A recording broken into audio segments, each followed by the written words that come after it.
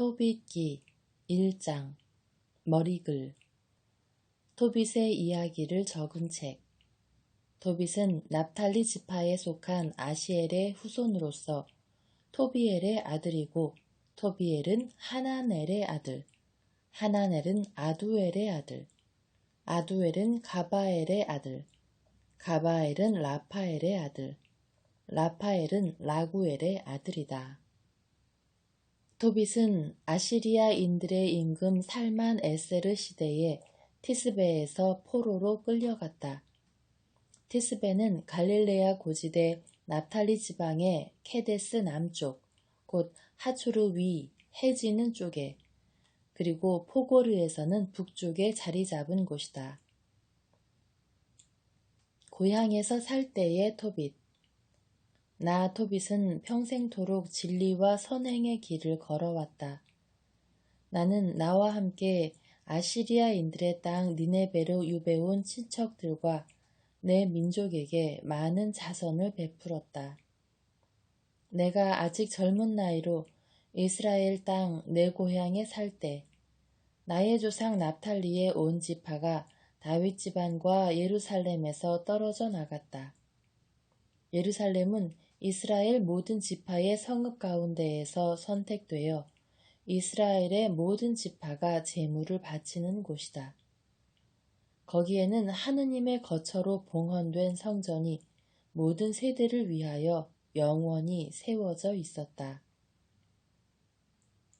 나의 친척들은 모두 내 조상 납탈리 집안의 다른 사람들과 마찬가지로 이스라엘 임금 예로보암이 단에 만들어 세운 송아지에게 제물을 바치고 갈릴레아의 모든 산 위에서도 제물을 바치곤 하였다. 그러나 나만은 축제 때에 온 이스라엘을 위하여 영원한 규정에 쓰인 대로 자주 예루살렘으로 갔다. 나는 그때마다 만물과 맛배의 가축의 10분의 1과 그 해에 처음 깎은 양털을 가지고 예루살렘으로 서둘러 가서 아론의 자손 사제들에게 주어 제단에 바치게 하였다. 또 밀과 포도주와 올리브 기름과 석류와 무화과와 다른 과일들의 10분의 1을 예루살렘에서 봉직하는 레위의 자손들에게 주었다. 그리고 6해 동안 해마다 또 다른 10분의 1을 돈으로 환산하여 예루살렘으로 가지고 가서 썼다. 세 번째 10분의 1은 고아들과 과부들, 그리고 이스라엘 자손들 곁에 사는 이방인들에게 주었다. 나는 새해마다 그 10분의 1을 가져다가 그들에게 주고 그것과 관련하여 모세의 법에 쓰인 규정에 따라 또 우리 아버지 토비엘의 어머니이신 드보라께서 내리신 지시에 따라 그들과 함께 먹었다. 아버지께서는 나를 고아로 남겨두신 채 일찍 돌아가셨던 것이다. 어른이 되자 나는 우리 일가에서 아내를 맞아 아들을 낳고 그 이름을 토비야라고 하였다. 유배지의 토빗. 나는 포로가 되어 아시리아로 왔다. 포로가 되어 니네베로 끌려온 것이다. 이곳에서 내 친척과 동족들은 모두 이민족들의 음식을 먹었다. 그러나 나는 스스로 조심하여 이민족들의 음식을 먹지 않았다. 내가 이렇게 마음을 다하여 나의 하느님을 잊지 않았으므로 지극히 높으신 분께서는 내가 살만 에세르에게서 호의와 귀염을 받도록 해주셨다. 그래서 나는 임금에게 필요한 모든 물품을 사들이는 직책을 맡게 되었다. 임금이 죽을 때까지 나는 메디아로 가서 임금을 위한 물품을 사오곤 하였다. 그때에 나는 메디아 땅에서 가브리의 동기 가바엘에게 은 10탈렌트가 든 자루들을 맡겨두었다. 그런데 살만 에세르가 죽고 그의 아들 산헤립이 뒤를 이어 임금이 되자 메디아로 가는 길들이 가로막혀 나는 더 이상 메디아로 갈 수가 없었다. 살만 에세르 시대에 나는 내 친척과 동족들에게 많은 자선을 베풀었다. 배고픈 이들에게는 먹을 것을 주고 헐벗은 이들에게는 입을 것을 주었으며 내 백성 가운데 누가 죽어서 니네베 성 밖에 던져져 있는 것을 보면 그를 묻어 주었다. 산헤립이 저지른 신성 모독 때문에 하늘의 임금님께서 심판을 내리실 적에 그가 유다에서 도망쳐 나와 죽인 이들도 나는 묻어 주었다. 산헤립이 분노를 터뜨리며 이스라엘 자손들 가운데에서 많은 사람을 죽였는데 내가 그들의 주검을 훔쳐내어 묻어주었던 것이다. 그래서 그 주검들을 산헤립이 찾았지만 찾아내지 못하였다. 그때에 니네베 주민들 가운데 한 사람이 임금에게 가서 내가 죽은 이들을 묻고 있다고 알렸다. 그래서 나는 몸을 숨겼다. 임금이 내 일을 알 뿐더러 나를 죽이려고 찾는다는 사실을 알아차리고 두려운 나머지 달아난 것이다. 그러자 나의 모든 재산이 몰수되었다. 내 아내 안나와 아들 토비아 외에는 하나도 남지 않고 모조리 임금의 차지가 되어버렸다. 그러나 40날도 지나지 않아 산헤립의 아들 둘이 그를 죽이고 아라랏 산으로 달아났다. 그의 다른 아들 에사르 핫돈이 뒤를 이어 임금이 되었는데 그가 나의 동기 하나엘의 아들 아키카르에게 나라의 모든 재정을 맡겼다. 그래서 아키카르가 모든 행정에 관한 권한을 쥐게 되었다.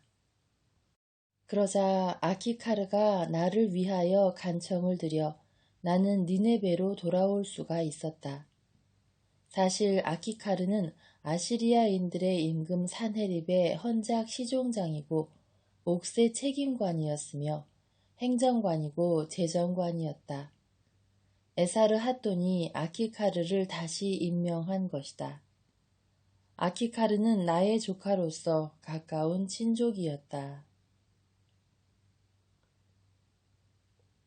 2장 눈이 멀게 된 토빗.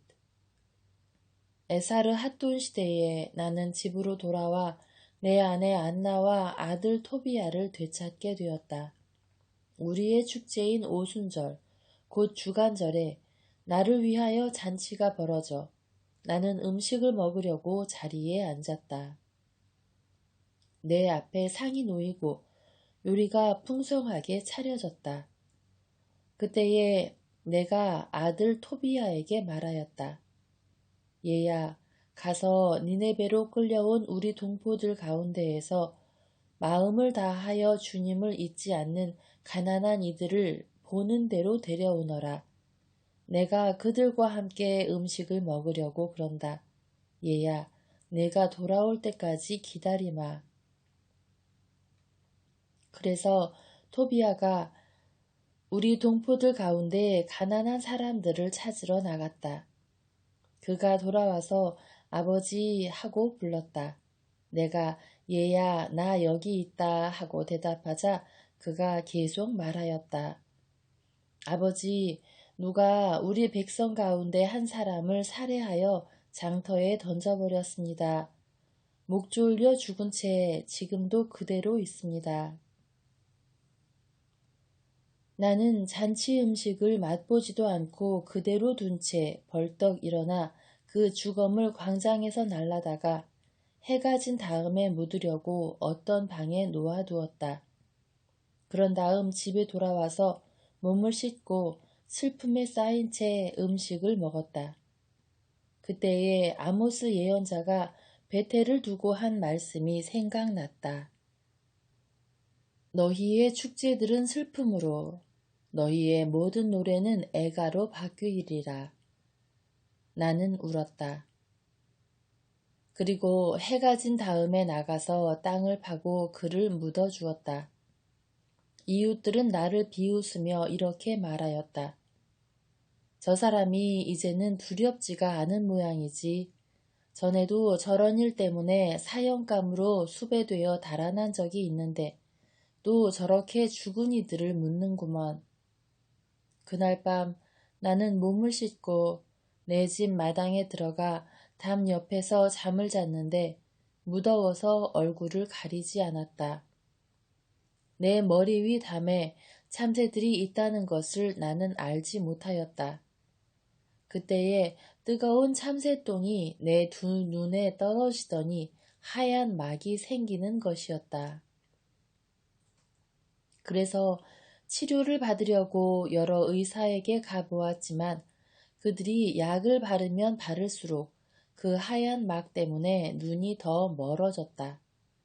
그러더니 마침내는 아주 멀어버렸다. 나는 4해 동안 시력을 잃은 채 지냈다. 내 친척들이 모두 나 때문에 슬퍼하고 아키카르는 엘리마이스로 갈 때까지 나를 2해 동안 돌보아 주었다. 그때에 내 아내 안나는 여자들이 하는 일에 품을 팔았다. 아내가 물건을 만들어 주인들에게 보내면 주인들이 품삯을 주곤 하였다. 디스트로스 달 초1의 날에 아내는 자기가 짜던 옷감을 잘라서 주인들에게 보냈다. 그러자 그들은 품삯을 다 줄 뿐만 아니라 집에서 쓰라고 새끼 염소 1마리도 주었다. 내가 있는 곳으로 아내가 들어올 때에 그 새끼 염소가 울기 시작하였다. 그래서 내가 아내를 불러 말하였다. 그 새끼 염소는 어디서 난 거요? 혹시 훔친 것 아니요? 주인들한테 돌려주시오. 우리에게는 훔친 것을 먹을 권리가 없소.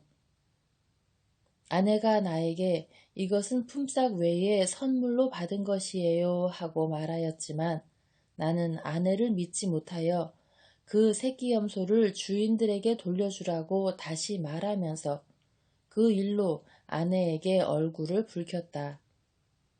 그러자 아내가 말하였다. 당신의 그 자선들로 얻은 게 뭐죠?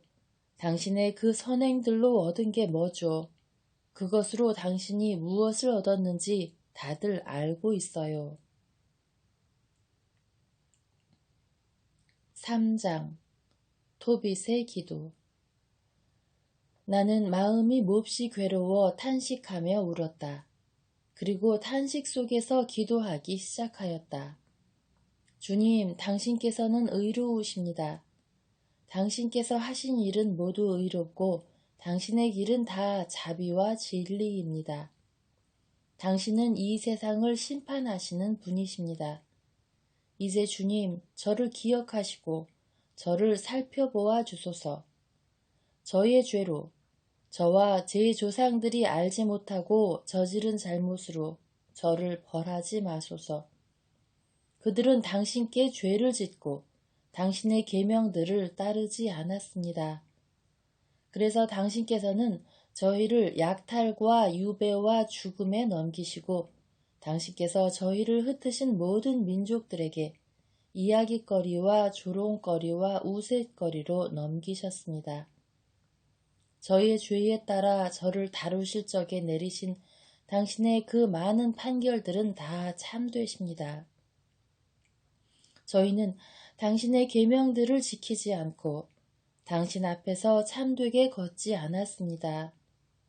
이제 당신께서 좋으실 대로 저를 다루시고 명령을 내리시어 제 목숨을 앗아가게 하소서.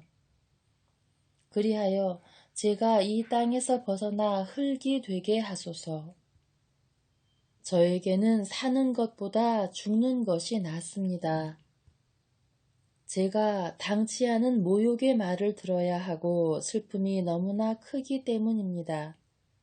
주님, 명령을 내리시어 제가 이 곤궁에서 벗어나게 하소서. 제가 이곳에서 벗어나 영원한 곳으로 들게 하소서. 주님, 저에게서 당신의 얼굴을 돌리지 마소서. 살아서 많은 곤궁을 겪고 모욕의 말을 듣는 것보다 죽는 것이 저에게는 더 낫습니다. 불운한 사라. 바로 그날 메디아의 엑바타나에 사는 라구엘의 딸 사라도 자기 아버지의 여종들 가운데 한 사람에게서 모욕하는 말을 듣게 되었다. 사라는 7 남자에게 시집을 갔지만 신부와 관련된 관습에 따라 신랑이 사라와 한 몸이 되기도 전에 아스모데우스라는 악귀가 그 남편들을 죽여버렸다. 그래서 그 여종이 사라에게 이렇게 말하였던 것이다. 당신 남편들을 죽이는 자는 바로 당신이에요. 당신은 이미 7 남자에게 시집을 갔지만 그들 가운데에서 누구의 이름도 받지 못했어요. 그런데 당신 남편들이 죽었으면 죽었지 우리는 왜 때려요? 남편들이나 따라가시지. 그래야 우리가 당신의 아들이나 딸을 영영 보지 않게 되죠. 그날 사라는 마음에 슬픔이 가득하여 울면서 자기 아버지 집의 위층 방으로 올라가 목을 매려고 하였다. 그러나 생각을 다시 하고서는 이렇게 혼잣말을 하였다. 사람들이 당신에게는 사랑하는 외동딸밖에 없었는데 그 애가 불행을 못 이겨 목을 메고 말았구려 하면서 내 아버지를 모욕하는 일이 있어서는 안 되지. 만일 그렇게 되면 늙으신 아버지께서 나 때문에 슬퍼하시며 저승으로 내려가시게 되겠지. 목을 매는 것보다는 평생 모욕하는 말을 듣지 않도록 죽게 해 주십사고 주님께 기도하는 것이 낫겠다. 사라의 기도. 그러면서 사라는 창 쪽으로 양팔을 벌리고 기도하였다. 자비하신 하나님 찬미 받으소서. 당신의 이름은 영원히 찬미 받으소서. 당신께서 하신 모든 일이 당신을 영원히 찬미하게 하소서. 이제 저는 당신께 제 얼굴과 눈을 들어 올립니다. 분부를 내리시어 제가 이 땅에서 벗어나 다시는 모욕하는 말을 듣지 않게 하소서. 주님, 당신께서는 아십니다. 제가 남자에게 조금도 더럽혀지지 않고 깨끗함을, 제가 이 유배의 땅에서 제 이름이나 제 아버지의 이름을 더럽힌 적이 없음을, 저는 제 아버지에게 하나뿐인 자식입니다. 제 아버지에게는 대를 이을 다른 아이가 없습니다.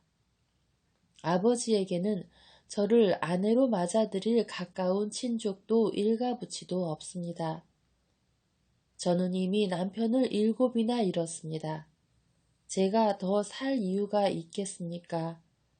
주님, 제 목숨을 거두는 것이 당신의 뜻이 아니라면 저를 모욕하는 저 말이라도 들어보소서. 기도의 응답. 바로 그때에 그 2 사람의 기도가 영광스러운 하느님 앞에 다다랐다. 그래서 라파엘이 2 사람을 고쳐주도록 파견되었다.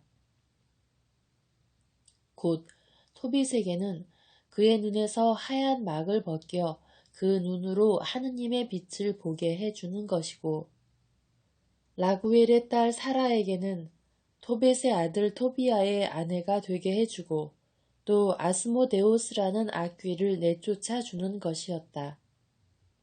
사라를 아내로 맞아들이고 싶어하는 그 누구보다도 토비아가 사라를 차지할 자격을 갖추고 있었던 것이다. 바로 그때에 토빗이 마당에서 집으로 들어가고 라구엘의 딸 사라도 위층 방에서 내려갔다. 4장. 토빗의 유언. 그날 토빗은 전에 메디아의 라게스에 사는 가바엘에게 맡겨둔 돈이 생각나서 자, 내가 죽음을 간청하였으니 죽기 전에 내 아들 토비아를 불러 이 돈 이야기를 어찌 하지 않을 수 있으랴 하고 마음속으로 말하였다. 그리하여 자기 아들 토비아를 불렀다. 그가 오자 이렇게 말하였다. 나를 잘 묻어다오. 그리고 네 어머니를 공경하고 어머니가 살아있는 동안 내내 저버리는 일이 없도록 하여라. 네 어머니가 좋아하는 일을 해드리고 무슨 일로든 어머니 마음을 슬프게 하지 마라. 얘야, 네가 뱃속에 있을 때에 내 어머니가 너 때문에 겪은 그 많은 위험을 생각해 보아라. 그리고 네 어머니가 죽거든 나와 나란히 같은 무덤에 묻어다오. 얘야, 평생토록 늘 주님을 생각하고 죄를 짓거나 주님의 계명을 어기려는 뜻을 품지 마라. 평생토록 선행을 하고 불의한 길은 걷지 마라. 진리를 실천하는 이는 무슨 일을 하든지 성공을 거둔다. 의로운 일을 하는 모든 이에게 내가 가진 것에서 자선을 베풀어라. 그리고 자선을 베풀 때에는 아까워하지 마라. 누구든 가난한 이에게서 얼굴을 돌리지 마라. 그래야 하느님께서도 너에게서 얼굴을 돌리지 않으실 것이다. 네가 가진 만큼 많으면 많은 대로 자선을 베풀어라. 네가 가진 것이 적으면 적은 대로 자선을 베풀기를 두려워하지 마라. 네가 곤궁에 빠지게 되는 날을 위하여 좋은 보물을 쌓아두는 것이다. 자선은 사람을 죽음에서 구해주고 암흑에 빠져들지 않게 해준다. 사실 자선을 베푸는 모든 이에게는 그 자선이 지극히 높으신 분 앞에 바치는 훌륭한 예물이 된다. 얘야, 어떠한 간음도 저지르지 않도록 조심하여라. 무엇보다 먼저 네 조상의 후손들 가운데에서 아내를 맞아들이고 네 아버지 부족 밖에 낯선 여자를 아내로 맞아들이는 일이 없도록 하여라. 우리는 예언자들의 자손이다. 얘야, 우리의 옛 조상 노아, 아브라함, 이삭, 야곱을 생각해 보아라. 그분들은 모두 자기 친족 가운데에서 부인을 맞아들여 자녀들로 복을 받으셨다. 이제 그 후손들이 땅을 차지할 것이다. 그러니 이제 얘야, 네 동포들을 사랑하여라. 그리고 네 동포들에 대하여 내 결의의 아들, 딸들에 대하여 마음속으로 교만한 생각을 품고서는 그들 가운데에서 내 아내를 맞아들이지 않는 일이 없도록 하여라. 교만은 파멸과 큰 혼란을 가져온다. 또 나태는 손실과 큰 곤궁을 가져온다. 나태는 굶주림의 어머니다. 누가 내 일을 해주었든지 그의 품삯을 다음 날까지 쥐고 있지 말고 바로 내주어라. 네가 하느님을 섬기면 보상을 받는다. 얘야, 무슨 일이든 조심해서 하고 어떠한 행동이든 교육을 받은 사람답게 하여라. 네가 싫어하는 일은 아무에게도 하지 마라. 술은 취하도록 마시지 말고 취한 채 너의 길을 걷는 일이 없도록 하여라. 배고픈 이에게 먹을 것을 나누어 주고 헐벗은 이들에게 입을 것을 나누어 주어라. 너에게 남는 것은 다 자선으로 베풀고 자선을 베풀 때에는 아까워하지 마라. 의인들의 무덤에는 빵을 풍성하게 내놓되 죄인들에게는 주지 마라. 현명한 사람이면 누구에게나 조언을 구하고 유익한 것이면 무슨 조언이든지 소홀히 여기지 마라. 언제나 주 너의 하느님을 찬미하여라. 그리고 너의 길을 올바르게 해 주십사고 너의 길과 뜻이 성공을 거두게 해 주십사고 그분께 간청하여라. 어떠한 민족도 스스로 제 뜻을 이루지는 못한다. 모든 좋은 것을 주시는 분은 주님이시다. 그분께서는 또한 달리 원하시면 저승 밑바닥으로 내던지기도 하신다. 그러니 이제 얘야, 이 분부를 늘 기억하고 네 마음에서 지워지지 않도록 하여라. 얘야, 이제 내가 전에 메디아의 라게스에 사는 가브리의 아들 가바엘에게 은 10달란트를 맡겨둔 일이 있음을 알려준다. 그러니 얘야, 우리가 가난하게 되었다고 해서 두려운 생각을 품지 마라. 네가 하느님을 경외하고 모든 죄악을 피하며 주 너의 하느님께서 보시기에 좋은 일을 하면 큰 재산을 얻을 것이다.